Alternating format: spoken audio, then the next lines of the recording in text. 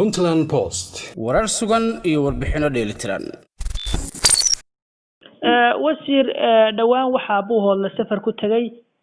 wafdi aad hogaaminaysid oo ka socda dawladda Puntland oo golayaasha kala duwan ee xukuumadda iyo baarlamaanka bal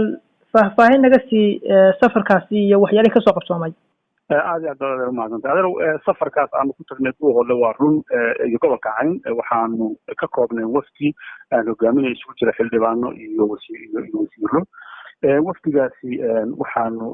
tagnay magaalada Buuhoodle ujeedada ugu weyn runtii aan u tagnay waxay ahayd bal inaan horta wadankii soo indhayno caafimaadkiisina aanu soo qiimayno iyo baahiyaha halkaa ka jira si fiican runtii waan ula soo kulanay dadkii bulshooyinka kala duwanaa gaar ahaan bahaya caafimaadka xarumihii caafimaadkan waan soo booqanay caafimaadka hooyada iyo dhallaanku si fiican buu u shaqaynayay keliya waxay moodaa magaaladu inay u baahan tahay general hospital fiican inay u baahan tahay kaana waxaanu dadkii deegaanka aan ka wada hadalnay sidii taasi u suuro geliyahay waanu rajaynayaa insha allah mustaqbalka inaanu suuro gelino in magaaladu yeelato general hospital xagga caafimaadku waa taas waxaa kaloo weheliyey arrimo waxaa ka jiray meesha dib u heshiisiin beelo waxaa jiray walaalo ah oo dhawaan runtii isku dhac ka yimi dad ku dhinteen dadna ku dhaawacmeen waxay ahayd arrimo muddo soo noqnoqday oo runtii iska nasiib darro ah amuurta marka waxaa jirtay dib u heshiisiin ama nabadgelyo loo sameynayay beelaha walaalaha ah halkaas dirifta ay ku dhex martay inaanu iyana dadkii intaanu u tagno magaalada aanu tagno soo qiimayno nabadgelyada soona qiimayno dadka dib u heshiisiinta wada ama dhexdhexaadinta wada duruufaha ay ku sugan yihiin iyo waxyaalaha ay u baahan yihiin iyana inaanu soo qiimayno ayaanu u tagnay hawshaas nabadeyntu waa hawl ay gacanta ku hayeen ismada deegaanku ay gacanta ku hayeen iyo weliba ismo kale oo deegaano kale uga yimid iyaga ayaa hawsha horumare ka ahaa iyaga ayaana heshiisiinaya beelaha iyagaanu ku kalsoonahay iyagaanuna u daba fariisanay inay hawshaa noo qabtaan annagu keliya waxa weeye wixii makaaniyaada aanu ku caawinayno dadka hawlahaas wada iyo dadka deegaanka ayaanu meesha u tagnay inaanu soo qiimino si fiicanna runtii way noogu soo dhammaatay marka wasiir deegaanadii lagu dagaalamay wafdigu ma gaaray mise magaalada Buuhoodle ayaa wafdigu ku ekaa magaalada Buuhoodle maanaan dhaafin iyo agagaarkeeda ku dhow dabcan mar kasta wada tashi ayaa waxay naga dhexeeyeen dadka odayada ah waxaan hawshan waa hawl dhaqan hawl dowladeed ma aha marka iyaga ayaanu uga dambaynay iyaga ayaanu faraha uga qaadnay iyaga ayaana hawshaa wada waxaana ugu maqaala hawshaas runtii inay meel fiican u marayso dadkuna ay rajaynayeen nabadgelyo waarta in halkaa lagu gaaro ma jirtaa wasiir inaad marka hore isku daydeen inaad halkaasi tagtaan balse ay jiraan in laydinka hor istaagay may ma jirto absolutely ma jirto marna nooguma jirin qorshaha inaanu deegaanada dagaalada laftooda ay ka dhaceen odayaduna garta ku naqayaan inaanu tagno oo isu taagno marna qorshaha nooguma jirin laakiin waxaanu la kulannay odayadii qaar ka mid ah dadkii hawshaa waday qaar ka mid ah ayaa noo yimi aanu la kulannay iyaga xogta la siiyey laakiin anagu marna cidina nama hor istaagin mar kasta waxaanu qiimeynayay nabadgelya odayadaasi si ay u noqdaan dad magaranaysaa hawshooda si xora u wata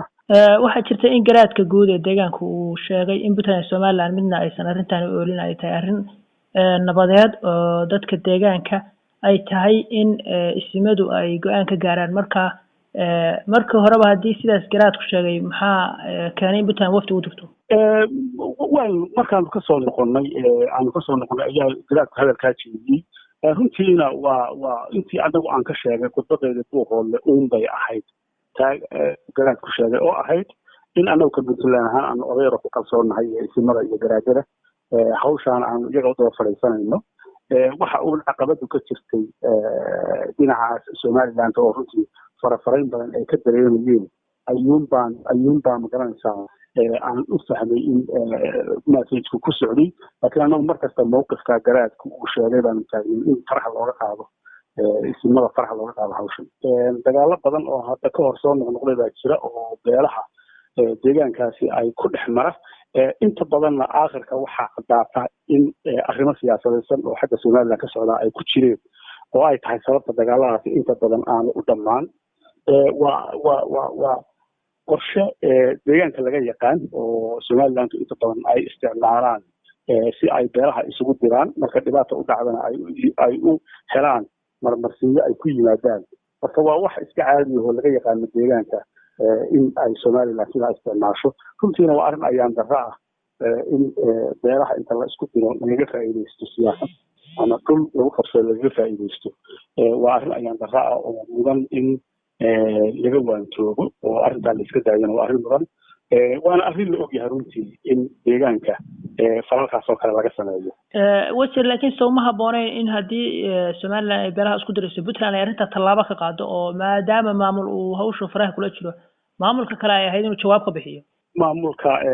somaliland marka uu beelaha isku dirayo waxa aad adigu kaaga banaanay waxa weeye inaad opposite ka istaagto ah inaad beelaha heshiisiin u samayso wacyigelinna u samayso puntland runtii hawl fiican bay ka qabataa in ay beeluhu markay dagaalamaan dadna u dirto ergana u dirto wacyigelinna u samayso una sheegto arrimahani inay yihiin arrimo siyaasadaysan dadkuna ay ka feejignaadaan inaan la isku dirin markasta danaha deegaanka iyo dadka iyo nabadgelyada deegaankana dowladda puntland si daacadnimo ku jirto oo ehelnimo ku jirto ayay uga shaqaysaa deegaanadaas aad iyo aad umahadsan tahay kaasi waxa uu ahaa wasiirka wasaaradda caafimaadka dowladda puntland doctor jaamac faarax xasan oo hogaaminayay wafdi ballaaran oo puntland u dirtay magaalada buuhoodle ee gobolka cayn markii uu soo laabtay ayuu khadka taleefonka igu warramayay